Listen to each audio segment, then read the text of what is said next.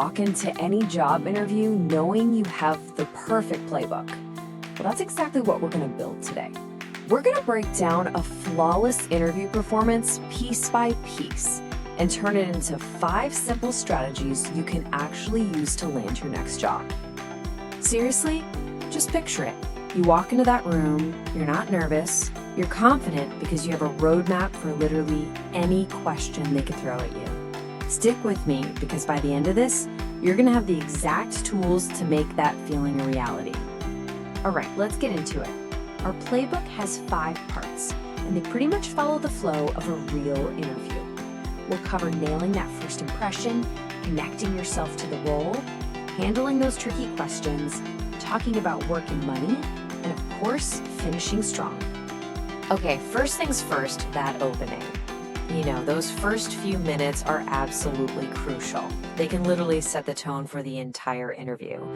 And it all boils down to how you handle one super common but super important opening question.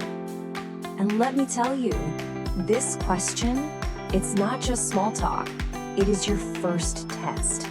It's basically an open door for you to either ramble and lose their interest, or, as we're about to see, deliver a sharp, powerful pitch that right away makes them think, okay, this person is the one. So, here's the secret sauce.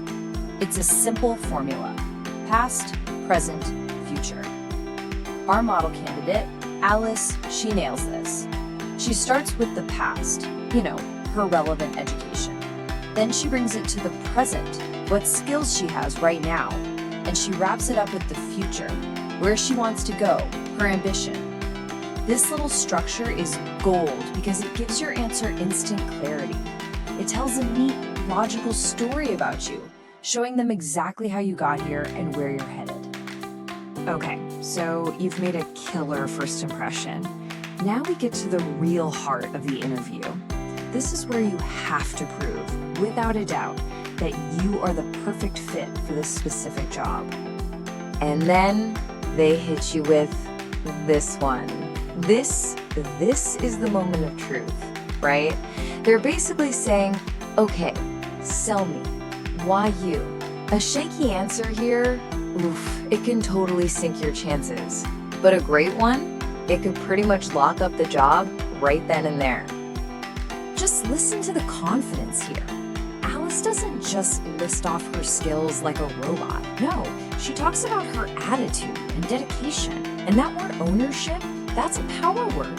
When a manager hears that, they hear reliable, they hear proactive. It's brilliant. What she's doing is using a bigger strategy. Let's call it the value match formula. It's simple, really. You show you've done your homework, you connect your skills directly to what they need.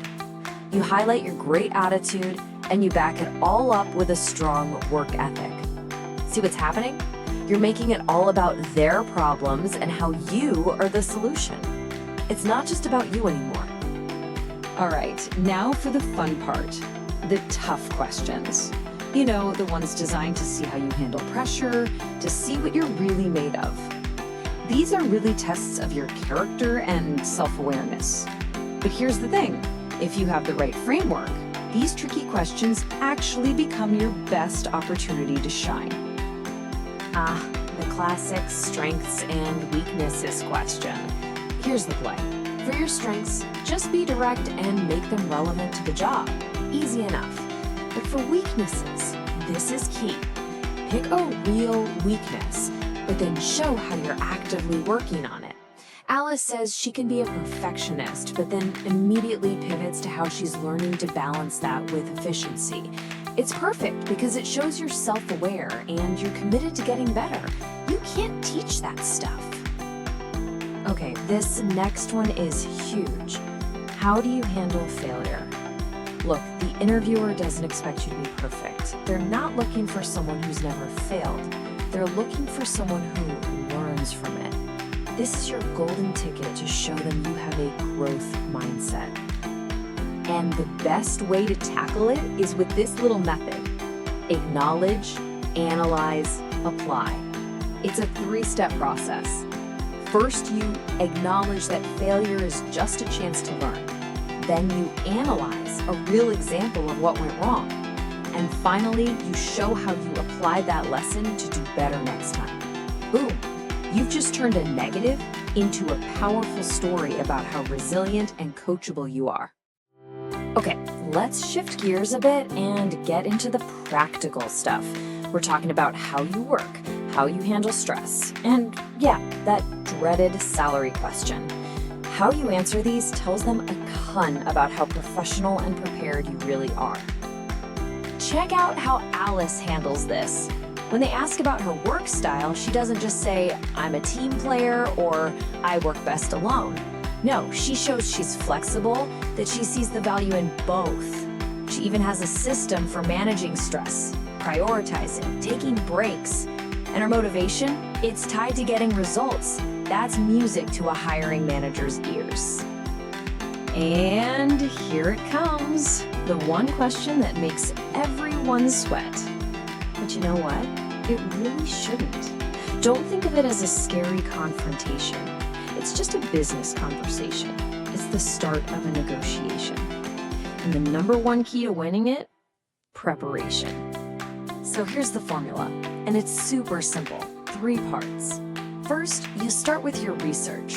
This shows you've done your homework. Second, you give them a range, not a single number.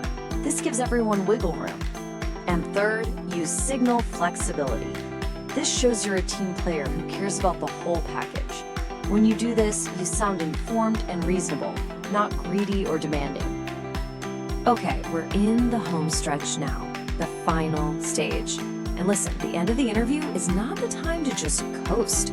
This is your last best chance to drive home your value, show how smart you are, and leave them thinking, yep, we have to hire this person. I mean, even a question about how you handle disagreement becomes a huge opportunity. Alice gives a masterclass here. First, you try to understand where the other person is coming from. Then, you respectfully explain your side using logic. And then, and this is so important, you commit 100% to whatever the final decision is. It just screams maturity. And then comes this moment. And please, do not treat this as an afterthought. This is your moment. When they ask, "Do you have any questions for me?" the whole dynamic flips. Suddenly, you're interviewing them. And honestly, the question you ask right here could be the single most impressive thing you say the entire time. So what does Alice ask? She asks about career growth and training opportunities. Why is that so powerful? Because it's not about vacation days or benefits. It's about her long-term commitment. It shows she's ambitious and that she wants to become more and more valuable to the company over time.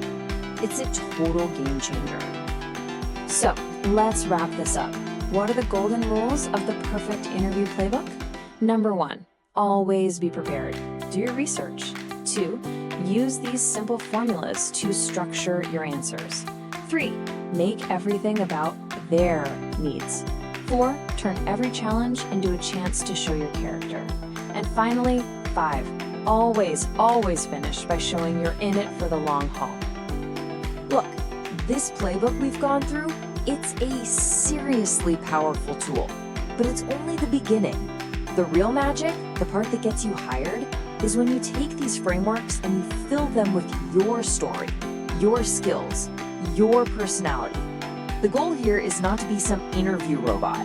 It's to be the absolute best, most confident, and most prepared version of you.